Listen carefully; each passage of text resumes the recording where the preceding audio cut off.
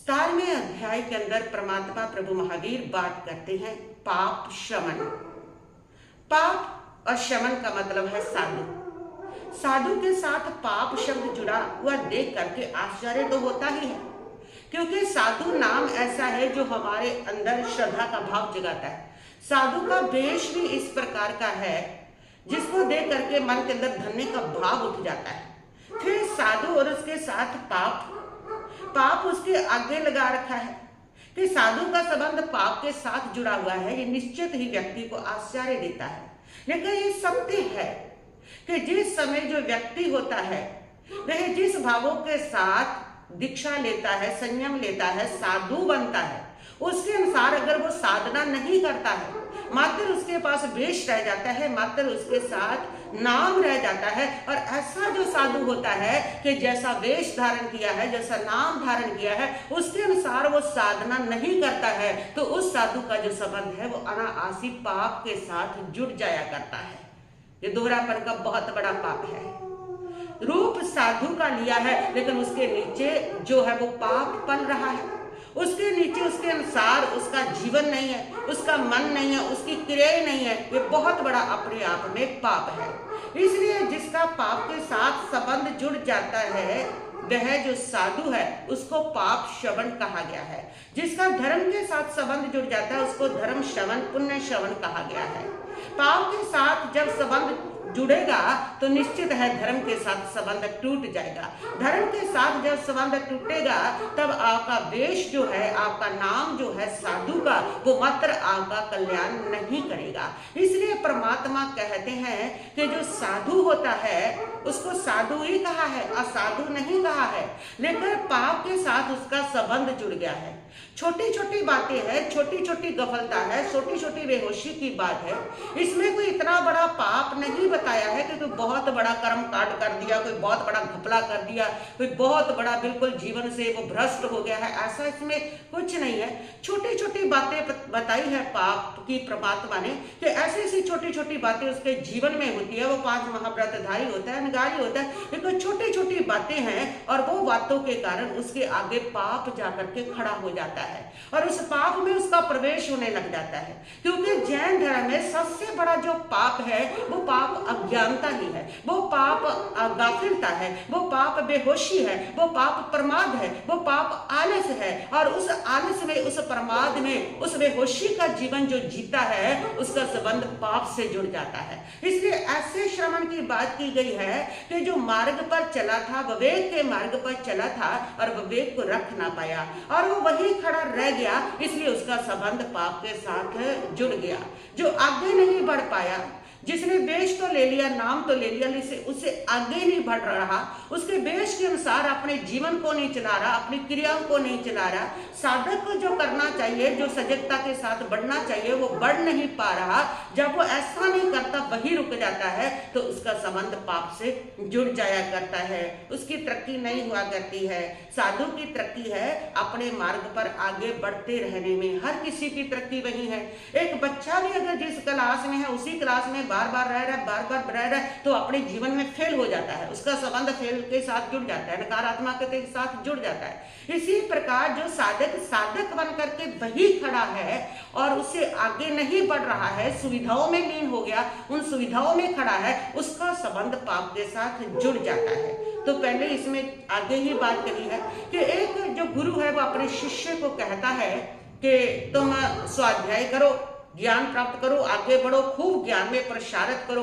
स्वाध्याय का जो मतलब है वो है स्वयं का अध्ययन करना, अपनी आत्मा का अध्ययन करना, स्वयं के स्वरूप में जुड़ना।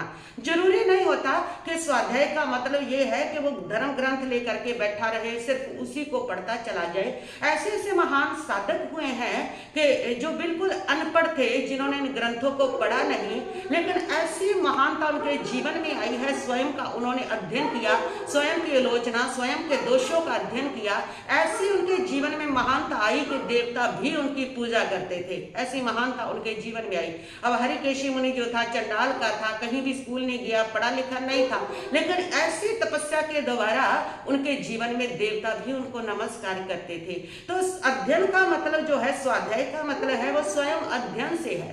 कई लोग उस अध्ययन के माध्यम से स्वयं के स्वरूप तक पहुंचते हैं, ग्रंथों के माध्यम से, और कई साधक जो है वो सीधा भी पहुंच जाते हैं। स्वयं के स्वरूप तक पहुंचने के अनेक रास्ते हैं, तप भी रास्ता है, सेवा भी रास्ता है, और भी बहुत सारे रास्ते हैं जिसमें स्वाध्याय होती है। परमात्मा स्वयं कहते हैं कि सेवा करने वाला व्यक्ति जो होता है विज्ञान को प्राप्त कर लेता है, यानी कि उसके भीतर से वो सहज सारा ज्ञान जो हम बाहर से लेकर के प्रकाश प्राप्त करते हैं, वो इस सेवा के माध्यम से, इस तप के माध्यम से, अपने स्वयं के प्रायश्चित के माध्यम से, इन सब के माध्यम से वो जो ज्ञान है उसको स्वयं को प्राप्त कर लेता है। तो स्वाध्याय का मतलब मात्र इतना ही नहीं है। स्वाध्याय का मतलब है अपने जीवन को पढ़ना, अपने स्वरूप को पढ़ना, अपने स्वरूप को जानना, वो स्वाध्याय होता है। और अब जो गुरु है वो कहता है कि स्वाध्याय कर, अपना अध्ययन कर, आलस में पड़ा है तू, और वो यही कहता है क्या करना है, पढ़ लिख करके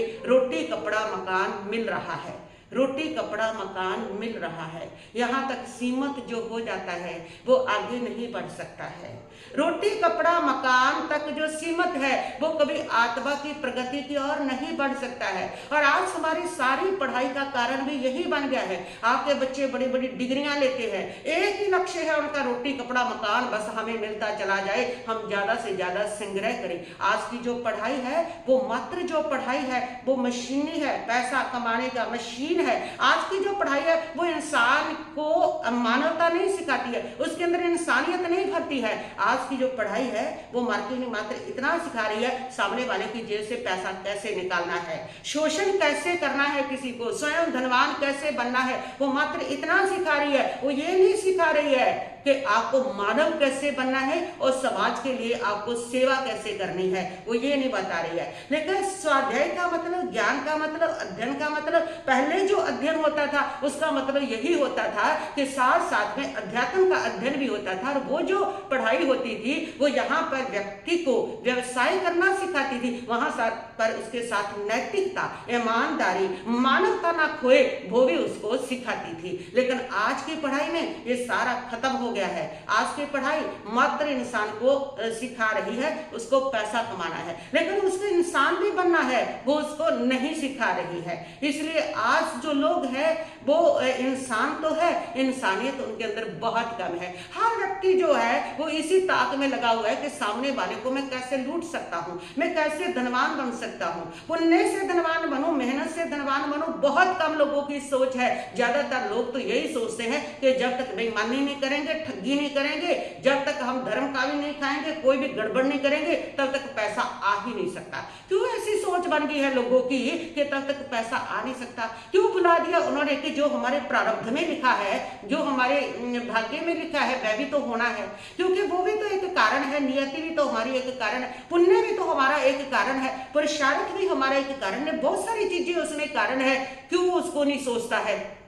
वो इसलिए कि उसका जो अध्ययन है, आज की जो पढ़ाई है वो इस और इसको बढ़ाती ही नहीं है। वो एक ही चीज सिखा रही है कि सामने वाले की जेब से आपको पैसा कैसे निकालना है, आपको मार्केटिंग कैसे करनी है, और कैसे अपने प्रोडक्ट को आपने आर्टिफिशियल रूप में बढ़िया दिखा करके लोगों को बेवकूफ बनाना है।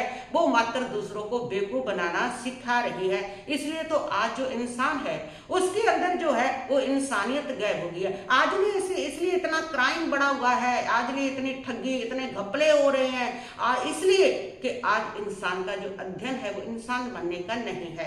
तो अध्ययन का मतलब होता है हमारी आत्मा के अंदर प्रकाश आ जाए, हमारी आत्मा की जो प्रगति है उसके साथ वो हो। लौकिक पढ़ाई के साथ भी यदि आप ईमानदारी की कमाई करना जानते हैं, यदि आपको प्रसारक की ओर दौड़ाया जाता है, मेहनत की ओर दौड़ाया जाता है, यदि आपको अच्छा भाग्य बनाने के लिए बताया जाता है कि जितनी समाज की सेवा करोगे, जितनी अपनों की सेवा करोगे, जितने धैर्य के गुणों को रखोगे, जितनी सहनशीलता धैर्यशीलता के गुणों को रखोगे उतना ही आपका भाग्य संवरेगा और आपके पास किसी चीज की कमी नहीं रहेगी। एक आता है भाग्य से आता है और एक पाप से आता है, एक धर्म से भी धन आता है और एक पाप से भी धर्म आता है। और आज की जितनी विद्याएं हैं वो सारी पाप के मार्ग से धन कमाना वही सिखाती है और आध्यात्मिक विद्या सिखाती है कि पुण्य के मार्ग से भी धन कमाया जा सकता है, वो सिखाती है। और आज हमारे पास वो विद्याएं नहीं है। तो इस प्रकार जो अध्ययन होता है, जो स्वयं का अध्ययन है, जो ज्ञान होता है, जिसे हमारी आत्मा प्रकाशित होती है, वो इसलिए होता है कि उसके द्वारा ही हमारी आगे प्रगति होती है, तरक्की होती है। तो जो व्यक्ति, जो साधु है, जो इस अध्ययन को नहीं करता है, उसका मात्र इतना ही एम रह गया है, खाओ पियो बस सो जाओ, जो लाता है खाता है और सो जाता है, ऐसा जो व्यक्ति है उस साधक का संबंध पाप के साथ जुड़ जाता है। क्योंकि साधक का जीवन कर्मठ होना चाहिए। जिस रास्ते पर वो चला है उस रास्ते पर चलने के लिए उसको तितिक्षा को सहन करना चाहिए। वो सुविधावादी ना बने, वो सुखशील ना बने, वो धर्मशील बने, क्यों क्षमाशील बने। क्योंकि जब भी वो सुविधावादी बनता है, सुखशील बन जाता है, तो ये सुविधाएं उसको गाफिलता की ओर लेकर के चली जाती हैं। सुविधाएं कभी आगे नहीं बढ़ने देती हैं। इसलिए जितने लोग सुविधाएं में पड़ जाते हैं वो कहीं नहीं पहुंचे हैं। और जितने भी लोगों ने किसी लक्ष्य को प्राप्त किया है उन्हीं लोगों ने प्राप्त किया है जिन्होंने सुविधाओं को त्याग करके हमेशा कठिन रास्ते को चुना है। जो कुछ श्रेष्ठ पाया जा सकता है उसमें कठिनाइयां होती हैं। उन कठिनाइयों के लिए जो आगे बढ़ता है वही अपनी मंजिल पर पहुंचता है, वही कुछ ना कुछ पा सकता है। जो उन कठिनाइयों को नहीं सहन कर पाता, जिनको सिर्फ सुविधाएं चाहिए, वो मंजिल पर नहीं पहुंच सकता है। और इसलिए जो सुविधाओं में पड़ जाता है वो खो देता है उस परम संयम को, वो खो देता है उस परम पद को, वो खो देता है उस मोक्ष को। आप देख लीजिए कि जितने भी लोग हैं ना, जो बड़े बड़े लोग हैं, आप देखते हैं कि बड़े बड़े काम करते हैं, पहाड़ियों पर चढ़ने का, समुद्र में गोताखोर गोते लगाते हैं। तो ये सारे अगर कठिन काम करते हैं, सुविधा नहीं लेते, तभी वो इतना बड़ा बड़ा काम कर रहे हैं। दुनिया के अंदर अब देखो जितनी तरक्की हुई है ये सारी उन्हीं लोगों ने की है जिन्होंने सुविधा को त्यागा है। एक साइंटिस्ट को देखो, वैज्ञानिक को देखो, जब उसने किसी चीज की खोज करनी है और वो खोज करके दुनिया के लिए कुछ ना कुछ उसने अच्छा करके देना है, तो वो किस प्रकार उसके अंदर डूबे हुए होते हैं। ना खाने की चिंता, ना पीने की चिंता, ना उनको नहाने की पड़ी है, बस उसी लैब में सारा दिन बैठे उसके ऊपर रिसर्च खोज चलती रहती है, सारी सुविधा त्याग देते हैं, तब जाकर के वो किसी चीज का अनुसंधान कर पाते हैं। और इतना बड़ा आत्मा का अनुसंधान करने वाला, मोक्ष के लिए अनुसंधान करने वाला वो साधक, वो कैसे सुविधा में आराम से खा पी के सो सकता है। और जब वो इस प्रकार करता है तो इस प्रकार उसका आत्मा की और अनुसंधान की जो प्रगति चल रही होती है उसकी रुक जाती है। और अपनी प्रगति को रोकना पाप के साथ संबंध जोड़ना है। जब जब आत्मा की प्रगति को रोकोगे आपका पाप के साथ संबंध जुड़ता चला जाएगा। तो इस प्रकार जो खा पी करके सिर्फ सोया रहता है वो आत्मा की प्रगति का रोक लेता है और उसका संबंध पाप के साथ जुड़ जाया करता है। और ऐसे सुखशील इंसान को अगर कोई प्रेरणा देता है, जिसने अपना मकसद सुविधा बना लिया है, सुख बना लिया है, उसको अगर कोई प्रेरणा देता है भाई उठ जा, कुछ कर्मठ काम कर ले, कुछ कर ले, तो उसको गुस्सा आता है। और गुस्सा आकर के वह निंदा करता है, उन्हीं की निंदा करता है। और इस प्रकार जो शिक्षा देने वाले की निंदा करता है, जो उसको प्रेरणा देने वाले की निंदा करता है, जो उसके ऊपर गुस्सा करता है, उसका संबंध पाप के साथ जुड़ जाया करता है। जो व्यक्ति आपको तरक्की का बोध देता है, जैसे घर में माँ बाप पढ़ने के लिए बच्चों को कहते हैं, जब वो टीवी देखते हैं तो वो सुविधा में जा रही है, और पढ़ने के लिए कहते हैं तो वो बच्चे भी गुस्सा करते हैं कि हमें बार बार पढ़ने के लिए टोक रहे हैं, कह रहे हो, क्योंकि सुविधा अच्छी लगती है और प्रसारित करना अच्छा नहीं लगता। तो इस प्रकार जो समझाने वालों के ऊपर गुस्सा करता है, फिर उनकी निंदा करता है कि बार बार ऐसे करते हैं, उसका संबंध पाप के साथ जुड़ जाता है। और जो बार बार अपने गण को बदलता है कि आज उसके साथ है, कल उसके साथ है, परसों उसके साथ है, इस प्रकार जो गण बदलता रहता है उसका संबंध पाप के साथ जुड़ जाता है। बहुत छोटी छोटी बातें हैं जिसका एक साधक का संबंध पाप के साथ जुड़ता है। तो वो छोटी छोटी बातें हैं, ज्यादा बड़ी बातें नहीं है, जो अविवेक से चलता है, जिसको चलने का विवेक नहीं है। कि जैसे साधक को इस प्रकार प्रकार चलना चाहिए कि धरती को भी पता न चले कि मेरे साथ कोई चल रहा है। इतने धैर्य के साथ, इतनी शांति के साथ कदम रखने चाहिए कि उसको चलते हुए देख करके किसी को बोध हो जाए कि ये कोई सच्चा महात्मा लगता है, कोई महापुरुष लगता है। इस प्रकार चले। तो जो इस प्रकार जिसको चलने का विवेक नहीं है, दबड़ दबड़ करता चलता हुआ है, आवाज करता चलता है, ऐसे लगता है धरती को लताड़ता हुआ चल रहा है और कहीं भी जाकर के बैठ जाता है। एक स्थिर आसन नहीं है जिसका, कभी इधर खड़ा है, कभी उधर खड़ा हो गया, कभी इधर बैठ गया, कभी उधर चला गया। इस प्रकार जिसका आसन स्थिर नहीं होता है, जिसको चलना जो है वो धैर्य के साथ चलना नहीं आता, चलने में उतावलापन होता है, उस साधक का संबंध पाप के साथ जुड़ जाता है। क्योंकि जब जब चलने में अधैर्य होगा, व्याकुलता होगी, बेचैनी होगी, उस समय आपकी वो बेचैनी जो चल रही है, राह में चलते हुए जितना वातावरण होगा उस सब में छोड़ते चले जाएंगे। और आपका वो अविवेक है, वो चलने का बेहोशी है कि आप इतने बेहोशी में, इतने बेभान होके चल रहे हैं कि आपको राह में आने वाले जीवों का तो ख्याल ही नहीं, अपनी बेचैनी में है। तो वो जो है वो साधक का संबंध पाप के साथ जोड़ देता है। इसलिए उसको चलने के लिए धैर्य के साथ, शांति के साथ चले, स्थिर आसन के साथ वो बैठे। उसका आसन जो है वो इस प्रकार अस्थिर नहीं होना चाहिए, कभी वहां कभी उठ गया, इस प्रकार चला गया, वो स्थिर आसन नहीं होना चाहिए। फिर उसके साथ बताया है, छोटी छोटी बातें हैं, बिल्कुल छोटी छोटी बातें, कि वो शाम को अपने पैरों की मिट्टी को साफ करके सोए। और उसके साथ बहुत सुंदर सुंदर बातें कहीं है, लेकिन है बड़ी छोटी, कि जब भी कहीं जमीन पर बैठे तो आसन लेकर के बैठे, बिना आसन के ना बैठे। कि यहाँ आप गए और बिना आसन के बैठ के, वो अजीब भी लगता है और इसकी साइंस भी है। जब आप बिना आसन के बैठते हो तो आपकी धरती की जो नेगेटिव ऊर्जा है, वो धरती आपकी पॉजिटिव ऊर्जा को, आपकी आत्मा की पॉजिटिव ऊर्जा को अपने में और खींच लेती है। तो इसलिए जो साधक है वो आसन लेकर के बैठे और पैरों को साफ करके रहे। क्यों? इसलिए कहा गया है कि जो व्यक्ति इतना गाफिल है, ना अपने पैर साफ करने को उसको पता है और ना ही उसको ये पता है कि मुझे आसन लेना है, जिसको अपने आसन का ख्याल नहीं है, इतना बेभान का वो जीवन लगता है। आप देखना, जब भी किसी व्यक्ति को तो लगेगा ये व्यक्ति बड़ा अस्त व्यस्त है, कैसे बैठ गया, बिना आसन के बैठ गया। तो लोग भी फटाफट कहते हैं, जब कोई मेहमान भी घर में आके बैठता है कि साहब नहीं नहीं, ये चेयर लीजिए, कुर्सी लीजिए, ये आसन लीजिए, क्योंकि ये सभ्यता का भी प्रतीक है। कि इससे पता चलता है कि व्यक्ति जो है उसका व्यवहार भी अच्छा है और व्यक्ति जो है वो इतना सजग है कि उसको अपने आसन का ध्यान है। जिसको अपने आसन का ध्यान है, इसका मतलब वो व्यक्ति बहुत गाफिल है, वो व्यक्ति बहुत आलस से भरा हुआ है, बहुत प्रमादी भी हो सकता है, वो व्यक्ति बहुत बेभानी में चल रहा है, कहाँ कि जिसको अपने आसन का भी ध्यान नहीं है। और फिर ऐसा व्यक्ति जो है कि उस साधक का सामान इधर उधर बिखरा हुआ पड़ा ना रहे, वो व्यवस्थित रखे। जिसका सामान अव्यवस्थित पड़ा है उसका संबंध पाप के साथ जुड़ जाता है, क्योंकि अव्यवस्थित सामान पड़ने का मतलब है अविवेक। जहां अविवेक है वहां पाप है, वहां धर्म नहीं हुआ करता। इसलिए उसका सामान सारा बिखरा हुआ नहीं होना चाहिए। और फिर बताया कि जो कलह करता है, झगड़े करता है, झगड़े के कारणों को ढूंढता रहता है कि कहीं ना कहीं कोई कारण मिले और मैं झगड़ा करूं, उसका संबंध भी पाप के साथ जुड़ जाता है। और जो साधक जो झगड़ा खत्म हो गया, समाप्त हो गया, उन झगड़ों को फिर उखाड़ता है, गड़े मुर्दे उखाड़ लेता है, पुरानी बातों को फिर छेड़ता है, फिर झगड़े करता है। इस प्रकार जिसका स्वभाव इस प्रकार झगड़े करने का होता है, उसका संबंध भी पाप के साथ जुड़ जाता है। ये छोटी छोटी बातें परमात्मा ने बताई है, बिल्कुल छोटी छोटी बातें हैं। उसको कहा है कि जिसके आगे पाप चल रहा है, पाप खड़ रहा है, ऐसा साधक, उसको विवेक दिया है, उसको एक दृष्टि दी है कि इस प्रकार का जीवन तुम्हारा होगा तो तुम्हारे आगे पाप खड़ा है और उस पाप का संबंध तुम्हारे साथ जुड़ जाएगा। लेकिन उसको श्रमण ही कहा है, उसको अश्रमण नहीं कहा, उसको असाधु नहीं कहा, क्योंकि छोटी छोटी बातें हैं, कोई बड़ा कांड नहीं है। 5 महाव्रतधारी है, कोई व्रत तोड़ नहीं रहा, कोई ब्रह्मचर्य तोड़ नहीं रहा, लेकिन छोटी छोटी उसकी जो बातें हैं, ये छोटी छोटी बातें भी पाप के साथ संबंध जोड़ दिया करती है।